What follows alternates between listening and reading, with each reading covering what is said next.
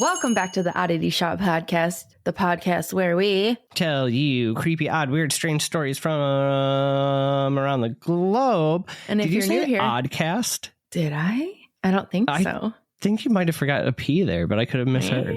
Damn. Okay. Well, if you're new here, I'm your curator, Kara. This is your curator, Zachary, and we don't know what we're doing. Woohoo! New year, still the same shit shows. How are you doing, Curator Kara? Fabuloso. First off, book club. Sorry. I finished a book. It's called Play Nice. It's by Rachel Harrison. It was her newest book. And so I was like, you know what? It just came out and I bought it.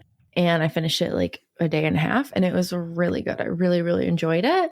And then I started another book, which is How to Sell a Haunted House. And that is by Grady Hendrix. And so far, that's pretty good. Very nice. Okay, funny enough, though, that you started with book club, because the first thing I had to talk about is a shout out for our readers. Oh. Okay, so there's a new blog out there and a new Instagram for everyone who likes to read that I think we should plug a little bit here, called Proof in Prose, which is made by none other than the lovely Julia, who is doing a blog it's a bunch of stuff about reading, but the main focus of it is to talk about like what cocktail would best match with a book that she's read. And so she breaks down the book and talks about the elements of it and like finds a perfect cocktail. It's really cute. So Proof, Proof, is in alcohol, and Prose, Prose, is in the writing kind of prose, not the professional type. Yeah, no, I'm so proud of her. I know, it's really cute too. I've read every post so far and I love it. I haven't. I need to go back. I need to do that. You do need to do that. So check that out. Let's see what else. It's New Year's. I feel like we should talk about some manifesty bullshit. So wow, remember to get your attitudes right and go into the new year manifesting all new good things. Shed the old crappy stuff. Fresh start. It's my birthday month, so it's Kara's birthday month, and she gets really mad at me because I'm usually in sober month, and then I can't drink on her birthday. Whatever you do, the substances. It is definitely a Cali sober month. Although I will say I actually haven't smoked weed in over a month. Yeah, you've been doing good. However, if I have a hysterectomy party this month, sorry. I'll drink. Thank you. Because that day you're doing it. Listen, I will make an exception for that. What else do you got? I don't know. I don't have anything else. I read that book. It was both of those. Well, I read that book. It was really nice. I liked it. Okay, let me just go back to that book. So it's called Play Nice. If you like haunted stuff, like just fucked up stuff, great. Also, if you liked where it's like one of those things where you don't know if it's paranormal or psychological, we're like trying to figure it out. Those are always some of my favorite movies. Yeah, I would say books, but I don't read that much. I liked it a lot. I like all of her books because I've talked about her before. She's the one that's like so thirsty. She's done the vampires, the werewolf books, like those type of stuff. So I like it. And they're just like, to me, they're just really easy reads. They're nothing like too crazy.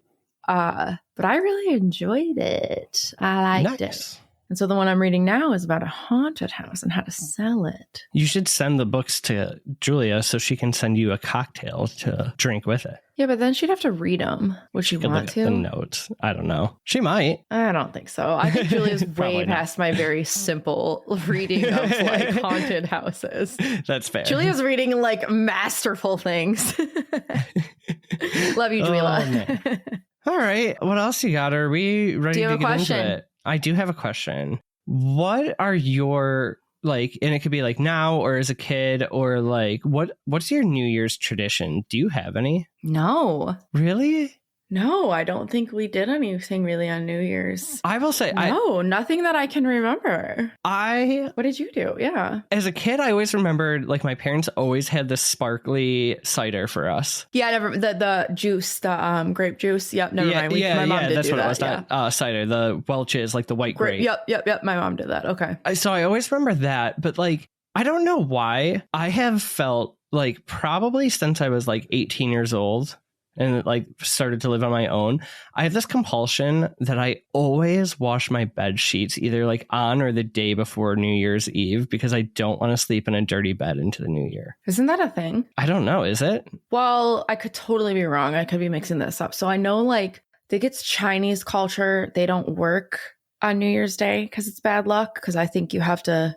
I could totally be making this up. I know that they don't work on that day. But they have a totally different New Year's. You're right. Maybe there probably is a sheet washing thing. I don't know. I probably heard it somewhere. I don't think it's because of that. I'm just saying like I know that you don't work on that day. Or maybe that they do. Okay, I don't know. There has to be a thing. But I like that. That's a good one. Right? You get all the chip crumbs out of my bed. I mean, I guess it makes sense though to just like have like your whole house clean though before the first. So that you just start a fresh year with like a fresh everything. I guess as kids too, we always took down the Christmas decorations on the first. So it just kind of makes you feel like you're wrapping up the season. Wrapping it up. Yeah. All right. Well, that was an exciting answer. Thanks, Kara. But we could leave the Christmas lights on till January. Oh my God. You had to get a Taylor Swift reference in there. Oh, although you should be proud of me. Yeah, I was going to say. But you should be proud of me. All right. So you kind of had a good lead in, though, with talking about China. Oh, I thought it was going to be about Taylor Swift. You had a good lead in talking about Taylor. Oh, my God. Could you imagine if that was my New Year's episode? I just become my resolution is to become a Swiftie. No, I'd be so happy. Whatever. Okay. So every December 31st, as the clock ticks closer to midnight, something strange happens, Kara. Okay. Time itself begins to thin. The old year exhales its last breath. I tried to make this dramatic. And the new one awaits just beyond the veil. It's a moment just beyond the riverbed. What was and what will be. And for centuries, people have believed that in this fragile time in between, we party, we celebrate, and we all have weird-ass traditions. Okay, yeah. We know in America, right? We like crack the champagne, we kiss our loved ones at midnight, fireworks go off, woohoo. But around the world, there are so many different ways to celebrate New Year's. So we're going to get into how different cultures do it. And of course, I tried to find the weirdest ones. Yes. Sometimes it's inviting in good fortune. Sometimes it's keeping the dead at bay. So we're going to go through the strangest, weirdest, and most wonderful New Year's traditions. Are you ready? Yes. Perfect. And we're keeping this one super light and fun because Kara made us all super depressed on Christmas Day. Whatever. All right. So first, we're going to Denmark. And when the clock strikes midnight, the night is filled with the sound of shattering porcelain. Because friends and family take all their old dishes, their plates, cups, teapots, whatever they can find. I've heard this. And they hurl them against their neighbors' doors. Okay. Keep going. Is that it? So it sounds aggressive. And a lot of these are pretty short, right? But it's a gesture of good luck and love. So the more broken plate pieces and diningware you find outside your door on New Year's morning, the more friends and fortune you're going to have in the new year. I kind of like that. But then we have to all get like new. No, I'll talk about that. Don't worry. Okay. It's not just about like friendship though, right? And like hurling things, although hurling things at your neighbors, I could get behind all day. For sure. But in old Danish folklore, loud noises were thought to scare off evil spirits. So it's like the same reason why they play church bells during storms or burials. So smashing plates isn't just for fun and fortune. It's also a ritual of cleansing. We're going to have to get into the weirdness of it a bit, right? Okay. So every time a plate crashes, it would drive away at least one ghost or one misfortune that would follow you into the new year. For the person that smashed it or the person that the door was smashed on? The door owner. So if it hits your door, that's one misfortune or one bad spirit or ghost or... And ghost, I think, can have two meanings here, right? Like the physical ghost. Yep. Well, physical ghost doesn't make sense. I mean, it does, but then it doesn't. But like, okay, the actual ghost, right? Or like, you know, like, ooh, you got ghosts, like the things in your past that haunt you. Okay. I like it though. Like it's a way to start fresh. It probably gets rid of a lot of aggression. I know we could probably spend New Year doing that this year. We should go to a rage house. Rage place. Oh, dude, that's what we should do for your hysterectomy party. They're just so expensive. I know. The one by me is cheap if you bring your own stuff, and I have a basement full of trash. Okay. So speaking of the trash, The plate smashing, like you said, you have to like replace your plates. You don't, because part of the tradition is throughout the year, if like you chip a plate or whatever, you put it away. If you're at the thrift store, you buy, like old plates and stuff, or garage sales, you like snag them along. So you plan like all year for the plates you're going to break on New Year's. I love that. Right? The mess, though, has to not be fun to clean up. The mess can't be fun. But I like, though, that like even through the year, you're planning on how to like make room for new opportunities the next year. Like it feels very manifesty, right?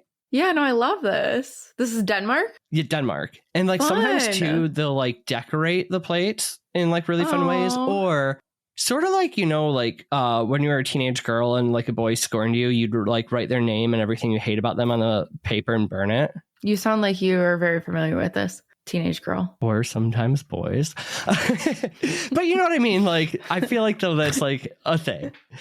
Oh my God. People will sometimes write like past things they want to let go of on the plate. So they'd write that on the plate.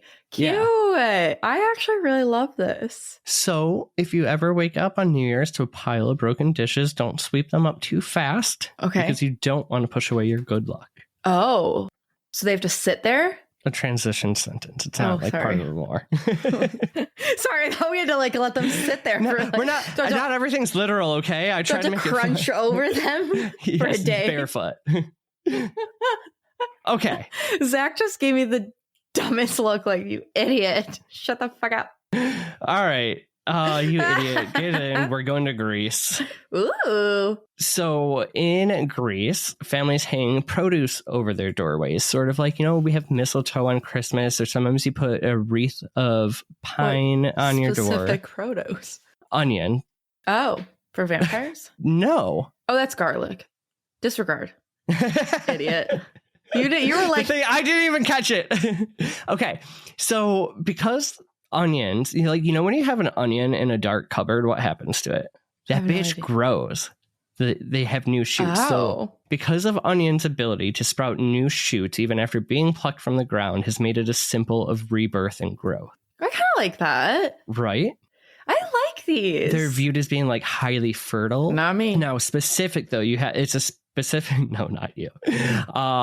Specific onion here that was the scientific name Erginia maritima. I'm sure I got that right.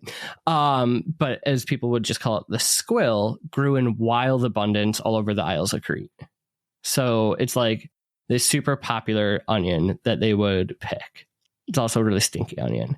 Ugh. It's believed to have mystical powers of regeneration because of its ability to regrow. And for pagans specifically, these magical powers were like seen as a gift from the god Pan, the patron nature of the wild, and like back in pagan-y times, offering squill bulbs to him. Is that a word? Was a means of getting his favor. Yeah. Pagan-y times. I don't know why that sounds so funny.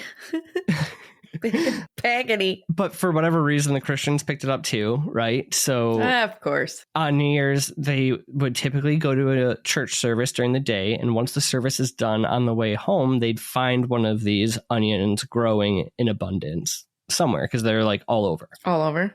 So at this place, they would take the onion inside their house and hang it. And it was, for whatever reason, like you could not pick the onion until this church service was over. It had to be between when it ended and when you got home. So either it's a pagan thing, it's a Christian thing, it's supposed to be rebirth, right? Like growth, all this fun stuff. But they don't stop there with it. Okay. Because the next morning, and I feel like this is like, I don't know if this tradition, what it was born out of, but I feel like parents just needed to take out some of their aggression. Because the parents would take the onion, take it down, and they would bonk their children awake with them. And I say they do. This still happens. They would just beat their children with onions. They would wake their children by bonking them in the head with the onion to wake them into the new year with an item presenting growth. It's a little weird, kind of adorable, but symbolic. It's definitely a parent that was so fed up that was just like their child wouldn't get up and then just hit them with the onion and it just became a thing. Right? 100%.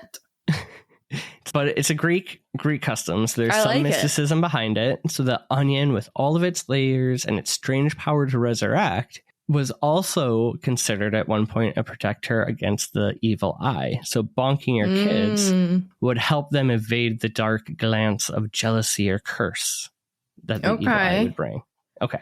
All right. So it's not only a measure of like good fortune in the doorway, it's something to keep the darkness from entering your threshold. Got it. Another thing they would do in Greece that I found, like, just real quick side note, is you go around and you're supposed to like spray your friends with holy water. Okay. Which I think we could take one step further. On New Year's? On New Year's Eve, yep. You have to like sanctify your buddies. But like, what if we take this one step further?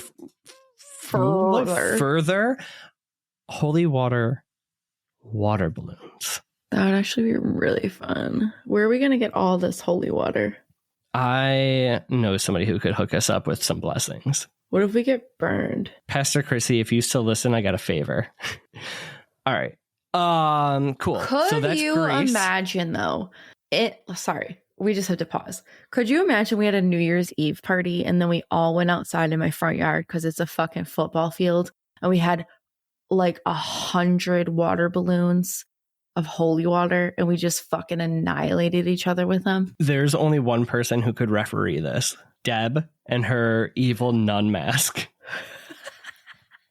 We have to make this happen. Could you? Okay, I'm drinking twice in January. I kind of think we should do all these weird. I don't want to call them weird because I like them all. We could definitely do a mix of them. That's okay. I have a bunch more, so we'll pick which ones. That's a question at the end for you. Don't worry. Is which ones do you want to do? I'm already writing plates, onions. I've already been writing it because I knew you were going to ask me which one. So let's go to Spain. Okay. At midnight in Spain, crowds of millions will gather. Now, not all in one place, but around. And as the clock tolls, I almost said trolls. Let me just start this sentence over. And as the clock tolls 12, you have to take a handful of grapes, specifically 12 of them. Okay. And eat one for each time the clock chimes. So, like, that's not that long. No, that's a lot of grapes. You could choke and die. 12 grapes. How many people die? I don't know. I should have looked that up, honestly. So you have to keep up, though, with the rhythm of the clock. And if you miss a grape, superstition says whatever number that was, that month is going to bring you misfortune. So, like, if you miss the third one, March is going to suck.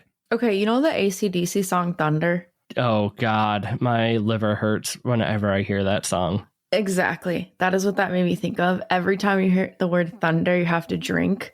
You can't even keep up. The PTSD I get because I was always the one who got the last thunder before the guitar solo.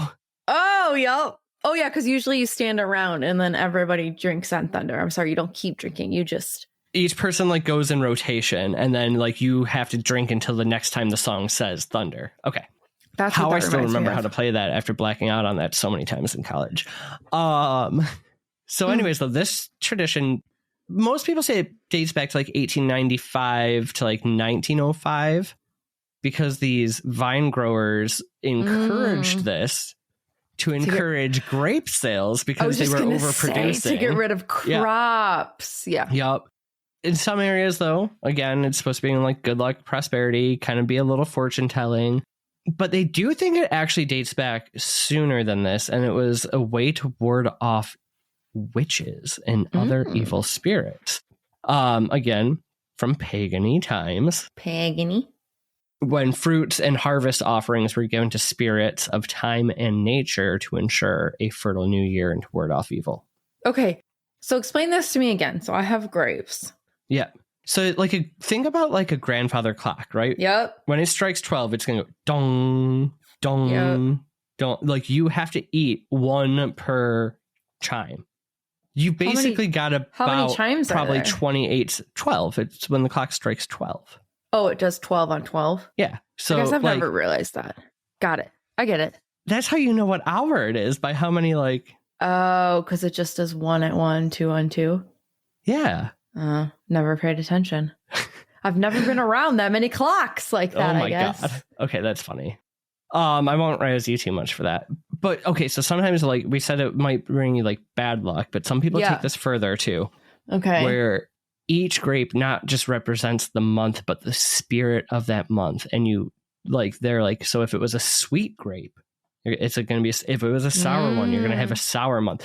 This would put me in a tizzy because as I'm trying to eat these in like 20 seconds, I would also be trying to keep like a journal. What month is going to be good or bad? So when we say eat a grape, we're like and swallow on each dong. Yes. Swallow. Dong. No, you would choke and die. I need to know the statistics of death. Which is why I think I would rather drink 12 grapes. How many grapes are in a glass of wine? Is that an option? No, but I could make it an option because like I would drink 12 grapes worth of wine and then I would have a great year.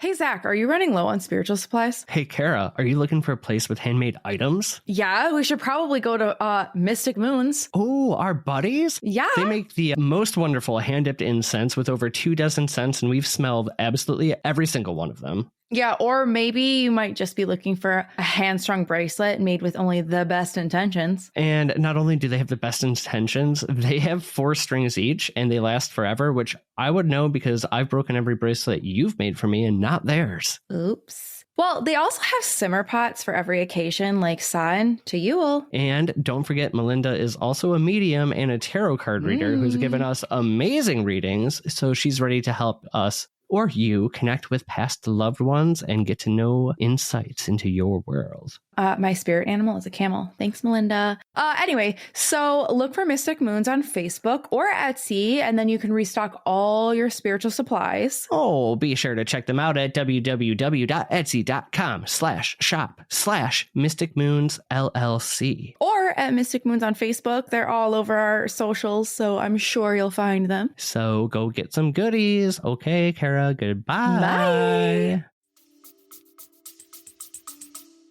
Duh. Well, what if you pre-mashed up each grape, put it in a shot glass of like water, and then you could just shot each? Just drink wine, Kara. Well, I'm just thinking 1 grape per dong. 1 grape per dong. There's a joke somewhere in that sentence, but I'm just gonna let it go. Okay, and I'm gonna make it. I'm gonna move past your 12-year-old brain and go to my 85-year-old brain. That was not my 12. That was like there's a dong on the clock. 1 grape per dong. That was your 12-year-old brain that took it dirty. Well, anyways, since writing this episode, because I wrote it a while ago, I was listening to NPR and they were talking, and I don't know why, I feel like I have to talk about this. They were talking about how sour foods are on the rise, but not sour candy, sour foods. As millennials who were obsessed with sour candy are reaching like a maturity point, they are now buying sour foods. Like, what's a sour food? So citric acid covered frozen grapes are on the rise. Yeah. Like as we're getting old and we have to eat healthier, we're now finding ways to go from sour candy and we're making a market for sour food. There are apparently in this NPR article, they were talking about sour protein bars, which I can't even look that up. So it just makes my stomach turn. That's nasty. But I really want a citric acid. So they take these grapes, they freeze them, they cover them in coconut oil and then citric acid powder. Yeah, there's a brand. I can't think of what it is. We should get these for New Year's too. Obviously, right at midnight before we have our holy water war. Holy water war. Sounds great. Okay. Let's go to Japan. Okay. So this one, I had to put it in here. I'm going to do my best, but it's a little bit confusing. If you thought 12 dongs were too many dongs, there is the 108 rings of purification, but not like a finger ring, like a bell ring. Okay. I don't think I could fit 108 rings. Well, maybe. That's fine because we're not talking about those kind of rings. I just said it. I know. But in Japan, as the old year fades, Buddhist temples across the country ring massive bells 108 times in a slow rhythmic tolling that echoes into the early minutes of January 1st. South Korea actually does this a little bit as well. Okay. So it's a tradition called, and I'm sure I'm going to say this so wrong, Joya no Kane. It started during the Song Dynasty of China. It's got its roots in Zen practice. And there's a few like different possible explanations of its origin. Remember, so it's rings of purification. So one is equal to the number of worldly sins. Follow the math here for a minute. So in Buddhism, there's 108 sins known as kleshas. The 108 are derived from your 6 senses. Okay. And each sense can have 3 variations. A sin that is pleasant, unpleasant, or even. So 6 times 3 is 18. I was going to say, so then how did we get to... And of the 18 variations, there could be 2 further kinds. They could be pure or impure. Now we're at 36. Okay. And you have 3 lifetimes, your past self, your present self, and your next life. Okay. So there's 108 different kinds of sins you could commit. And this purifies you of all of them into the new year. I want a chart of all the sins I could commit. That's the easiest explanation. The next one is 4 and 8 kinds of suffering. Try to follow. I still don't. I've read this 800 times. There's 4 kinds of suffering. Okay. Birth, old age, disease, and death. Then another 4 kinds of suffering are added onto that. Separation from loved ones, meeting unpleasant ends, needing to get what one seeks, or not getting what one seeks, and the pain of the 5 skandhas, which is, I could go 20 minutes into even that. Okay. So the 4 and the 8 are multiplied by 9.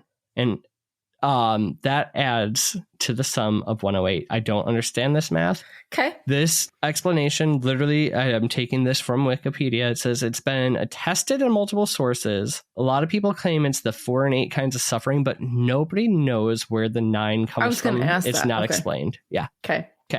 The other one, and I actually think this is probably like the easier, but I still don't totally understand it, is the traditional Japanese calendar. Okay. That is divided into 12 months, 24 solar terms, and 72 micro seasons, 3 per solar term, which is 6 per month. Okay. And when you sum up all of these, you get 108, so it purifies your year. Okay. Either way, 108. 108 things are being purified. Got it. So what you have to do is stay silent through all 108 rings, which we all know you would fail at. Wait, but how long is this? It takes a few minutes. Oh, I could do that. I thought it was like 108 days. I mean, if you think 5 seconds per ring, 108 times, 10, 15 minutes. I could be silent for that, you idiot. But if you stay silent, your past karmic burdens are cleansed. Okay. Your sins are cleansed. Your new year is cleansed. But if you miss even one, the spirit of that unpurged sin or desire or whatever clings to you and follows you into the next year. So it's like kind of setting the tone for what your misbehavior will be in the next year. Okay. I could do it. Now, in the very last final bell, some rural, I hate that word, regions of Japan believe that once that 108th one goes, the door to the living and dead is open and your ancestral spirits can come through. Okay. And you might be visited briefly by your family members before they retreat once more. I like it. So, yeah, they're not just tolling about your sins. They're tolling living or those liminal spaces between the living and the dead. All right. Like it. Okay. So this next one, I promise you, was one of the most horrifying things I've hit Google Images on in a little while. Oh, no. And not because... Google. My Google Home. Not because of what it actually is. It's just, Ecuador. Their New Year's Eve tradition is called Año Viejo. It's still New Year's Eve, but they call what they make the Año Viejo, the old year. And what they make are life-sized, human-shaped effigies. Yep.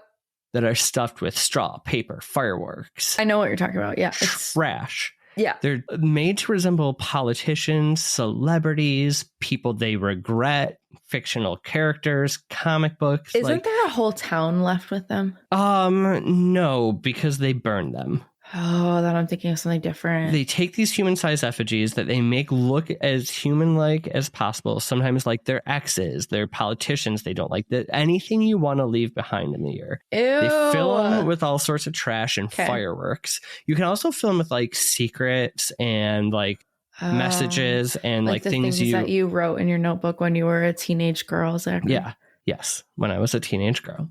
Then they gather in these like huge bonfires, like literally entire communities, neighborhoods will come together and they'll shut down the streets and they burn these things. Now you have fireworks shooting out of them. But like if you hit Google image on this, it literally looks like piles of bodies are burning in the streets. Oh, it is. It's God. A little terrifying. What is, you might touch on this, but when you burn the boat, what is? Pyre fire? Is that what it is? Like a lot Viking? of places do like, well, they'll just do like, I'm actually not touching on that at all. They'll do, I don't know if it's for New Year's, but they'll do like a burn the boat and then you put everything in the boat and then like burn it. It's a Viking funeral. They'd put the body in there. Well, that's not what I was thinking of though. Oh. I know what a Viking funeral is because my brother is very specific that I have to have one when he dies. I kept telling everybody when I turned 30 and hit gay death that I wanted a Viking funeral and 30's did gay that for death. me. Yeah. For stuff you never reminded me, I would have killed you.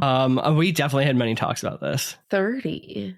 Why 30? Because apparently, like, that's when you're old, when you're gay. I will say it was changed. kind of a running joke of something, I don't want to put any names, something somebody said to me about turning 30 and was like, oh, don't you remember that's gay death? And I just like took and ran with it because I was being petty. I think that's changed though. Perfect. Well, post 30, I sure hope it did. Okay, but anyways, back to Ecuador. Where were we? We were talking about the bodies burning. Google images. Wow. Okay, Google images. Yeah, horrifying. There's like fireworks coming out of their eyes and shit. I love this. But if you listen to the old stories, there's always a warning. The effigy must burn completely. Because if even a small piece remains, the spirit of that misfortune will survive and curse and haunt you into the new year and your entire household. Okay, where was this again?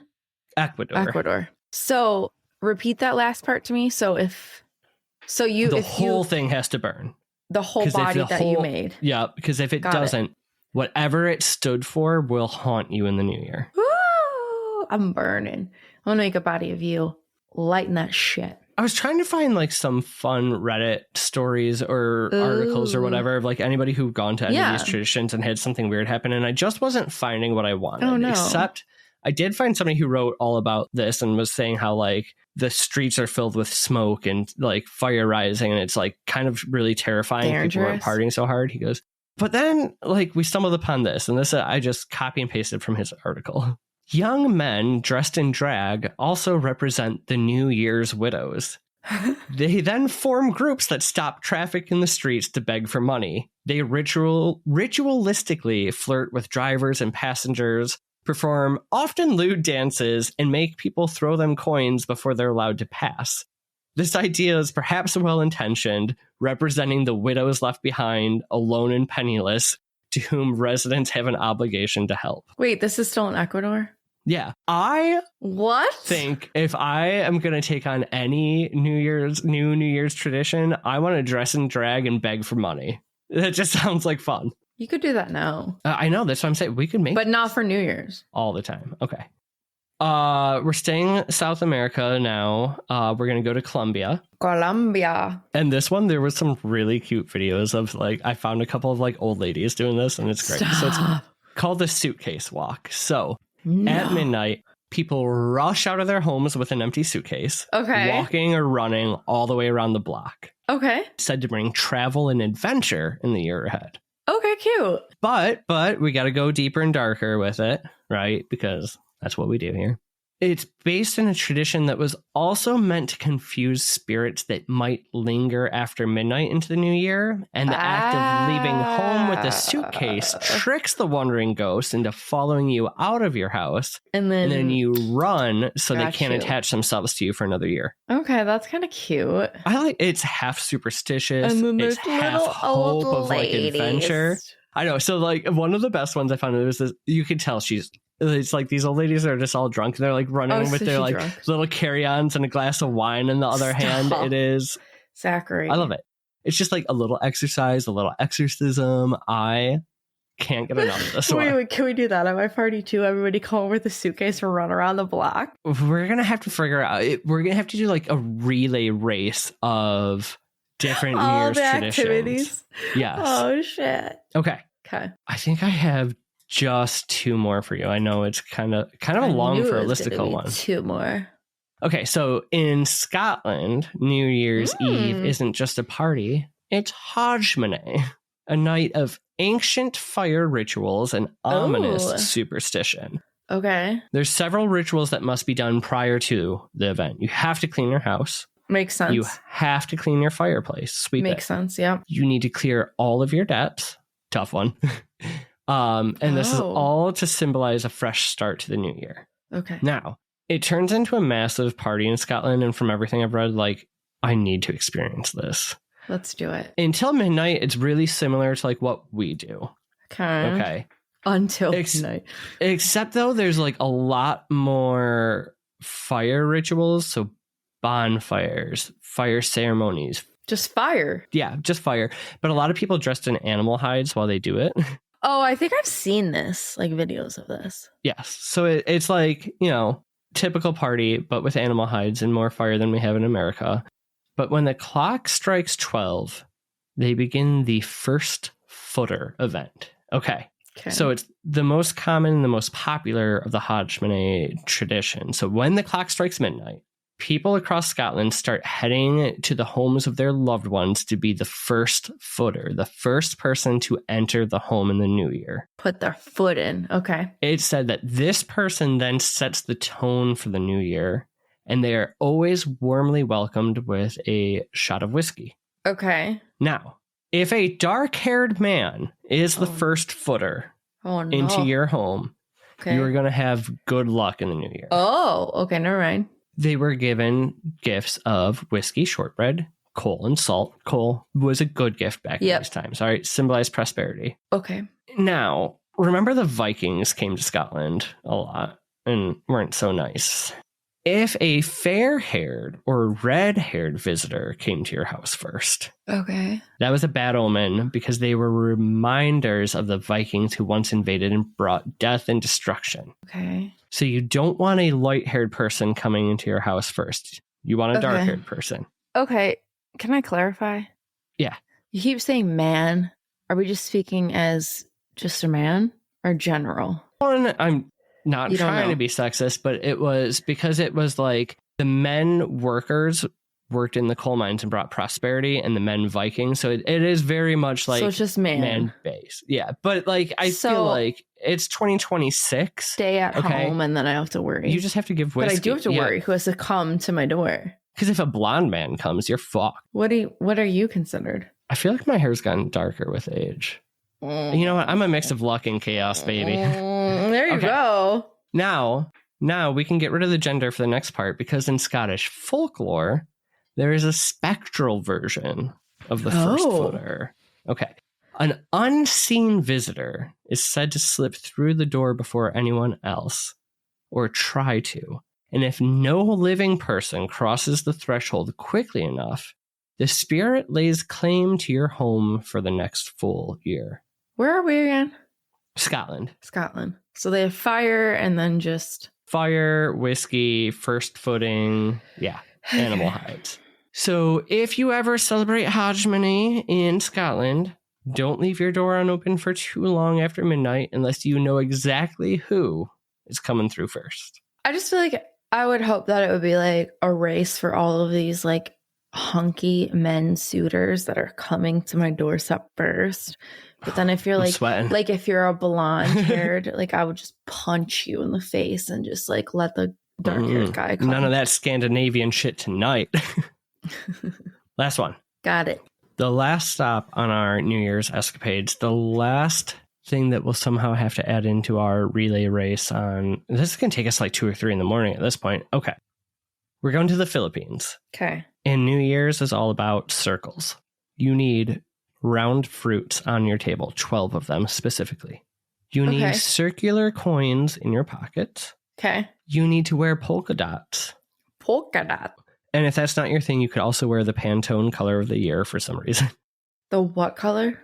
Pantone? What's it's like, you know, the like company that makes the color of the year. I didn't know that there was a color of the year. Yeah, so Pantone announces the color of the year every year. I don't know. I've never heard of this. Yeah, hold on. Yeah, Pantone USA.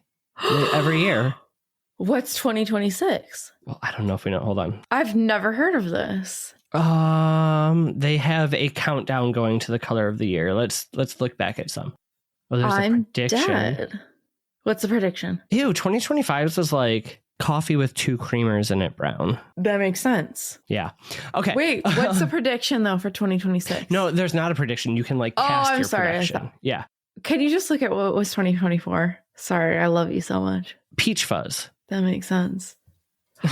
I didn't know this. Yeah. Wait, I'm blown the fuck away.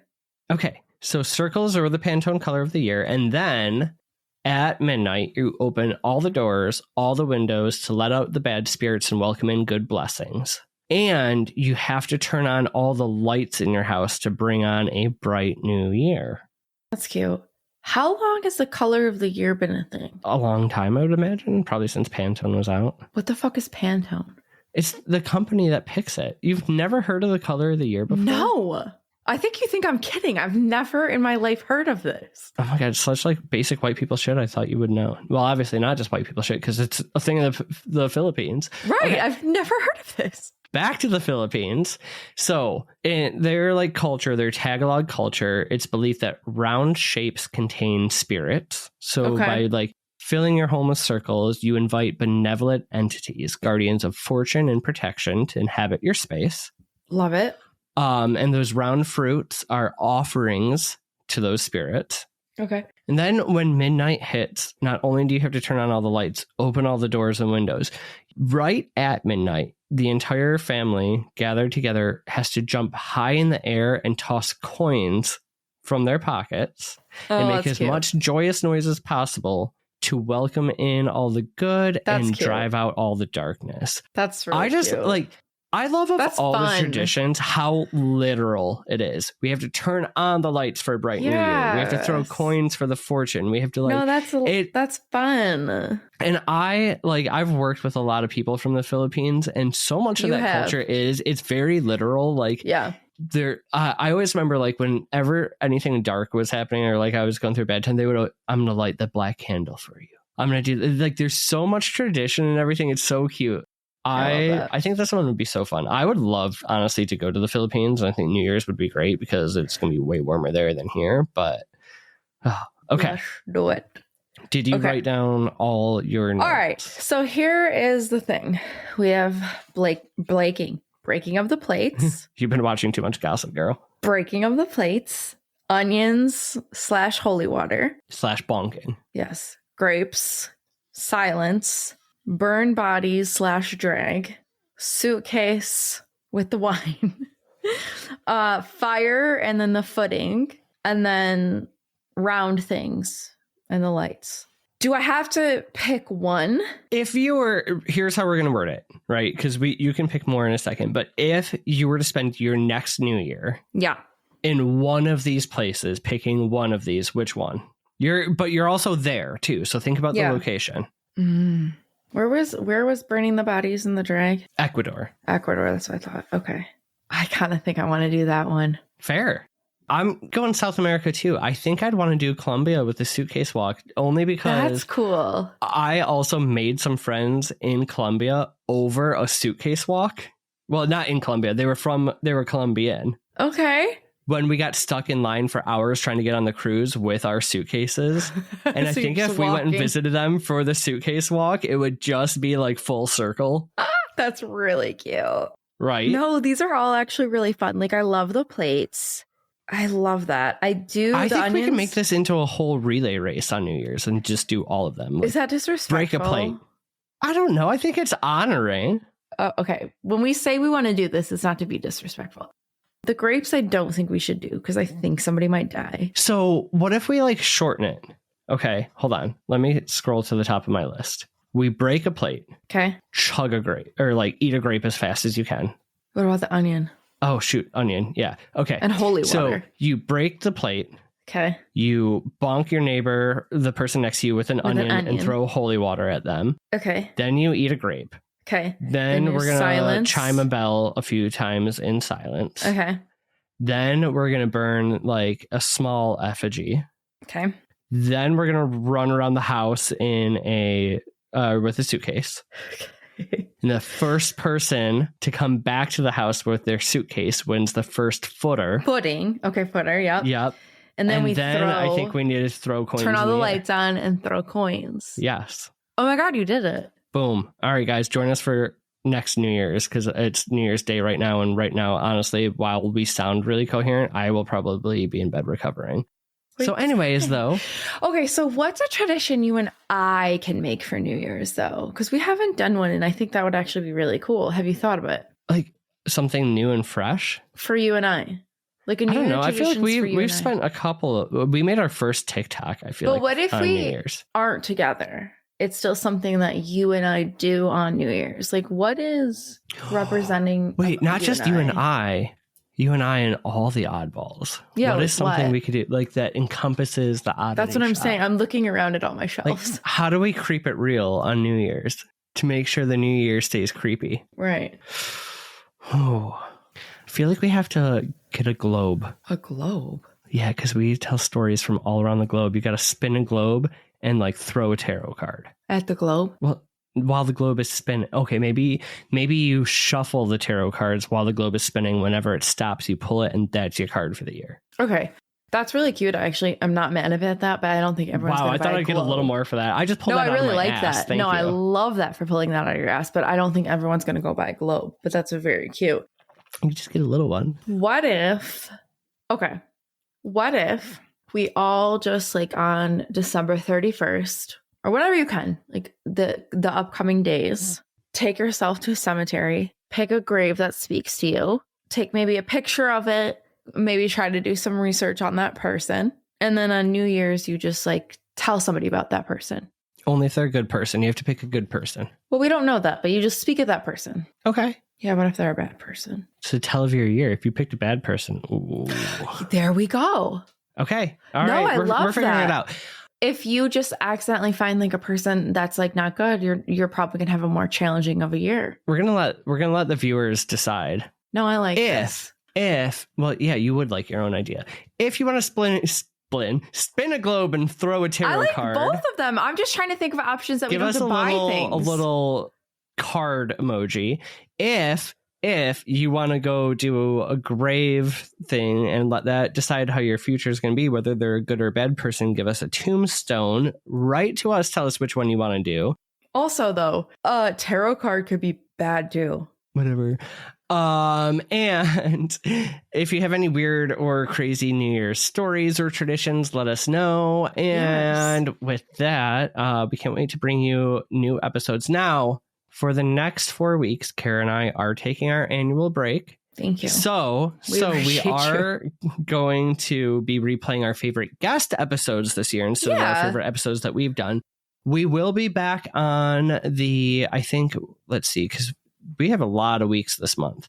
I don't know. We'll be back February 5th with new episodes. So the 8th through the 29th is going to be some replays. Hold on. We'll throw some new stuff in Patreon, and there is going to be a bonus episode with write-ins sometime in the month of January. We're not going to tell you when yet, though. So there will be one fresh episode. I was going to put a wrench in that. Don't hold it to those dates, because if I get surgery in February, we ain't doing jack shit for a long time. That is true. We'll figure it out. We're going to figure it out. So I just don't want to be held to a time frame, because I might end up getting surgery sooner, but we'll keep you all posted. We're going to keep you posted. Love you. Appreciate you. Happy New Year.